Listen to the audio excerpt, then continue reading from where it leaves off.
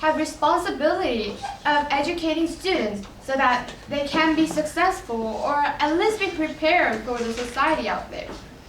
But here, Chris Moss, who has been enrolled in Metro City schools since entering kindergarten and who has always passed all classes, is now thrown out in society without even basic skills to function adequately in it. He is now unable to find employment and will be unable to provide for basic needs in the future.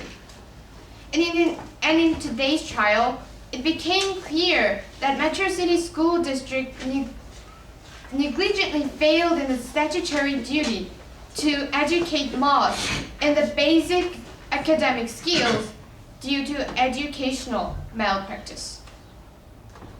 Public educators are professionals.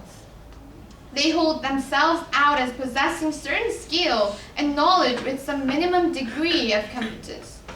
As professionals, they all a professional duty of care to children who receive their services. But Metro City School District has been irresponsible, and its negligent conduct has led to Chris Moss's failure to learn. With the preponderance of evidence on our side, with the plaintiff successfully proved the educational malpractice of Metro City School District. First, Chris Moss showed that nobody in the school actually tried to help him with his trouble with reading. Instead of teaching him how to read, teachers made him avoid reading by letting others read out the paragraph. Also, the review sessions helped him pass the test, even though he never understood the written material. Second, Dr. Gary Stain proved that Moss is an intelligent and verbal student who has the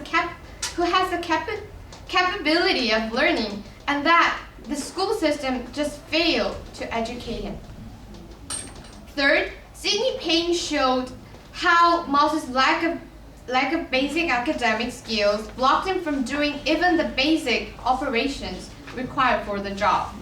She also mentioned that some of her previous employees who graduated from Metro City public schools were also weak in reading and writing skills. On the other hand, the defendant failed in its burden in today's trial, which was to prove that the school has met its duty and is not responsible for Moss's failure to learn. First, Terry P. said that Moss didn't participate in the reading program because of his laziness, but the program wouldn't really be helpful because his basic skills were so poor that he has difficulty learning even